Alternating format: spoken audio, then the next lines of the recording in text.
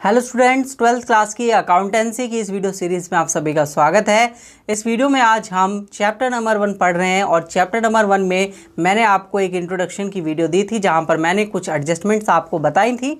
यहां पर मैं आपको इसके बाद की एडजस्टमेंट जो है वो कराने वाला हूं। तो चलिए दोस्तों स्टार्ट करते हैं इस वीडियो को। मैं हूँ संजीव कुमार और आप देख रहे हैं मेरा channel top classes for accountancy. तो दोस्तों जब हम बात करते हैं नेक्स्ट टॉपिक की, वो है आपके पास सेल ऑफ फिक्स एसेट्स। तो जब आप फिक्स एसेट्स को सेल करते हैं तो उसकी आप ट्रीटमेंट क्या करेंगे। तो फिक्स एसेट्स को जब आप सेल कर रहे हैं तो उसके प्रॉफिट को शो करेंगे आपके इनकम एंड एक्सपेंडिचर अकाउंट में, और बाकी जो उसका अमाउंट होगा एसेट्स का वो कम कर देंगे आप बैलेंस शीट से जितने की आपने एसेट सेल कर दी है। तो देखिए ओनली प्रॉफिट और लॉस, जो प्रॉफिट और लॉस होगा उसको ही आप क्या करेंगे, शो करेंगे sale of fix assets credited और debited in the case of income and expenditure account. For example if furniture at the book value of 5,000 और आप उसको 4,000 में शो कर रहे हैं तो आपके पास 1,000 का क्या हो रहा है, लॉस हो रहा है। तो इसको आप शो करेंगे डेबिट साइड यानी कि एक्सपेंडिचर साइड, क्योंकि आपके पास लॉस है, इनकम नहीं है।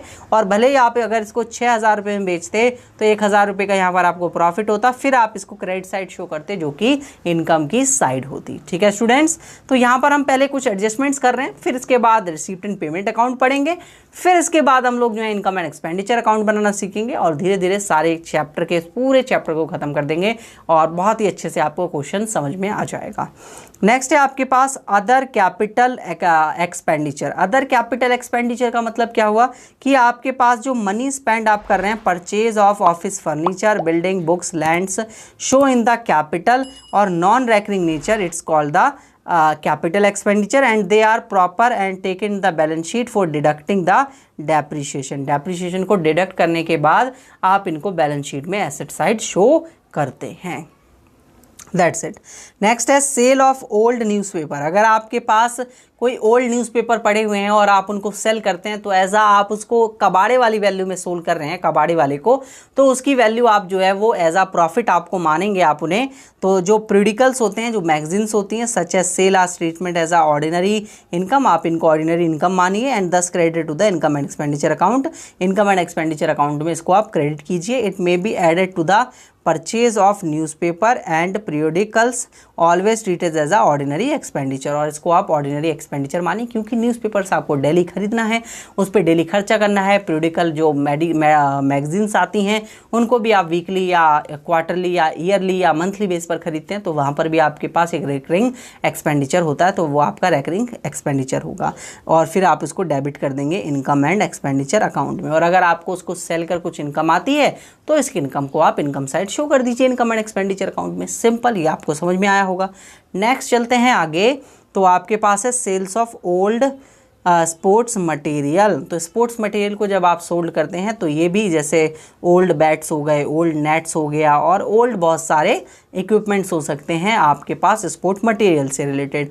आप इनको रेगुलर फीचर की तरह अमाउंट मानेंगे और ट्रीट करेंगे ऑर्डिनरी रेवेन्यू की तरह, ऑर्डिनरी इनकम की तरह, और आप इनको जो है उनकी बुक वैल्यू को ज़ीरो मान के चलेंगे क्योंकि जो बैट्स होते हैं अगर उनको यूज़ कर लिया गया है तो उनकी अब कोई वैल्यू नहीं रही और आप उनको बेच रहे हैं तो वो सारा का सारा आपकी इनकम है और वो आप क्रेडिट साइड शो करेंगे इनकम एंड एक्सपेंडिचर अकाउंट में। ठीक है, तो ये एडजस्टमेंट्स आपके लिए ज़रूरी हैं। जब मैं आगे अकाउंट्स कराऊंगा तो उसके लिए आपके लिए ये बहुत ही इंपॉर्टेंट टॉपिक है। ठीक है दोस्तों, नेक्स्ट हम बात करते हैं पेमेंट्स ऑफ हॉनोरेरियम।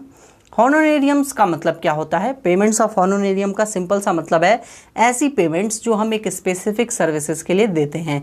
जैसे अगर मैंने एसी ठीक करने के लिए एसी ठीक करने वाले मैकेनिक को बुलाया तो वो एक स्पेसिफिक सर्विस के लिए मैं उसको कुछ अमाउंट उसे दे रहा हूँ, तो वो अमाउंट जो दिया जाएगा वो पेमेंट ऑफ हॉनोरेरियम के अंडर के हेड में दिया जाएगा क्योंकि हॉनोरेरियम एक स्पेसिफिक पेमेंट के लिए अमाउंट दिया जाता है। अगर कोई स्पेसिफिक सर्विसेज आप किसी से लेते हैं तो उसको आप पेमेंट जब कर रहे हैं तो आप उसको बोलते हैं payment of हॉनोरेरियम।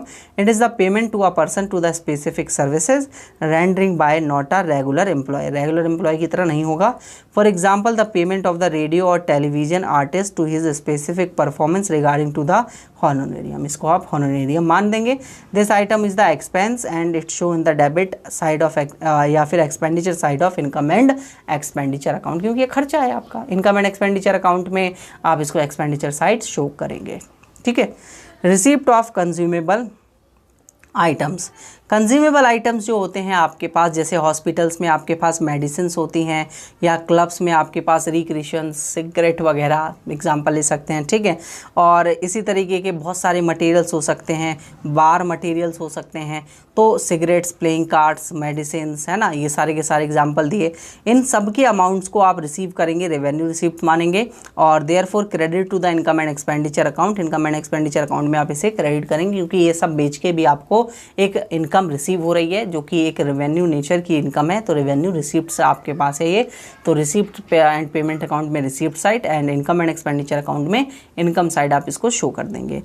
Other revenue receipts, और अलग भी और तरीके की रेवेन्यू रिसिप्ट्स हो सकती हैं। दिस इंक्लूड्स द सब्सक्रिप्शन, आप अगर किसी से सब्सक्रिप्शन ले रहे हैं, रेंट ले रहे हैं, और प्रोसीड्स फ्रॉम एंटरटेनमेंट्स, एंटरटेनमेंट आपने कुछ करवाया, मैच वगैरह दिखवाया, उसकी टिकट बेची, वहाँ से कुछ रिसिप्ट्स कमा ली आपने। डिविडेंड्स या इंटरेस्ट या अदर जनरल इन्वेस्टमेंट्स कर रखी हैं, वहाँ से कुछ इंटरेस्ट मिल रहा है, कुछ डिविडेंड्स मिल रहा है, कुछ लाभांश मिल रहा है, कुछ ब्याज मिल रहा है, तो वो भी आपके पास आपकी इनकम है और इन सभी को आप जो है क्रेडिट करते हैं इनकम एंड एक्सपेंडिचर अकाउंट में। अगर दोस्तों मेरी स्पीड ज़्यादा तेज़ हो तो वीडियो को स्लो करके देख लेना, वरना आप मुझसे बोल देना अगर ज़्यादा तेज़ लग रहा है तो मैं थोड़ा सा स्लो अपनी स्पीड को कर सकता हूँ, ठीक है।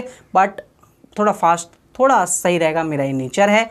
और अगर आपको भी ये नेचर बनाना चाहिए, थोड़ा फास्टली पढ़ने की आदत अपने माइंड के लिए डालनी चाहिए। बट अगर नहीं डाल पा रहे हैं और आप चाहते हैं कि आप थोड़ा स्लो पढ़ाएं सर, तो बिल्कुल मैं आप सभी के लिए थोड़ा सा स्लो हो जाऊँगा, थोड़ा सा, ठीक है। नेक्स्ट है, थोड़ा सा आपको भी एडजस्ट करना होगा। नेक्स्ट है परचेज ऑफ कंज्यूमेबल आइटम्स। तो जो कंज्यूमेबल आइटम्स होते हैं उन सभी कंज्यूमेबल आइटम्स को अगर आप परचेज करते हैं, लाइक आपने अभी beer, wine, cigarettes, playing cards, ये सब आप जो परचेज करते हैं वो आपकी रेवेन्यू पेमेंट्स कहलाती हैं और ये आप इनकम एंड एक्सपेंडिचर अकाउंट में डेबिट साइड शो करते हैं, एक्सपेंडिचर साइड से शो करेंगे क्योंकि ये आपकी एक तरीके से रेवेन्यू पेमेंट है, ठीक है, जो आपको बार बार करनी है, जैसे आपको रेवेन्यू रिसिप्ट्स होती हैं। इसी तरीके से रेवेन्यू एक्सपेंसेस होंगे। रेवेन्यू एक्सपेंसेस जो आपको डे टू डे के लाइफ में इनकर्ड होते हैं, डेली लाइफ की जो एक्टिविटीज़ होती हैं, ऑपरेशंस होते हैं, उनमें आपके पास इनकर्ड होंगे, उसे आप रेवेन्यू एक्सपेंसेस कहेंगे। एग्जांपल के लिए salary, wages, rent, printing, stationery, subscription, newspaper, periodical, insurance, advertising, interest, ये सारे के सारे आपके क्या है, रेवेन्यू एक्सपेंसेस हैं जो आपको बार बार करना पड़ता है एक सर्टेन टाइम पीरियड के बाद, monthly, yearly, weekly, monthly, quarterly, weekly या फिर पर डे बेस पर आपको ये सारे के सारी एक्टिविटीज़ पर खर्चा करना पड़ता है। तो ये आपके पास रेवेन्यू एक्सपेंसेस हो जाएंगे।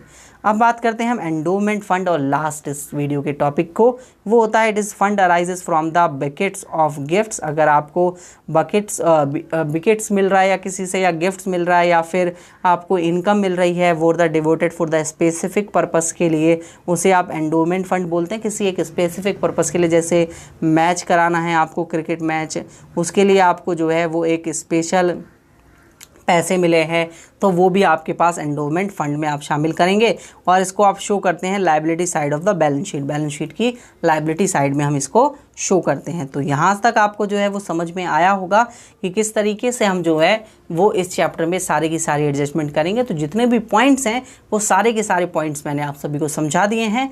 नेक्स्ट क्लास में हम लोग जो है रिसीप्ट एंड पेमेंट अकाउंट्स को पढ़ेंगे, रिसीप्ट एंड पेमेंट अकाउंट। अब दोस्तों मैं आप सभी से आग्रह करना चाहूँगा कि इस वीडियो को देखने से पहले आप जो है थ्योरी पार्ट अपना पूरा कवर अप कर लें, क्योंकि थ्योरी पार्ट आप जब कवर अप करते हैं तो इसमें आपको कोई भी दिक्कत नहीं आती, आसानी से आप जो है इन लेक्चर्स को भी पढ़ लेते हैं, ठीक है, और आपको क्वेश्चंस बनाने में कोई भी दिक्कत नहीं आती।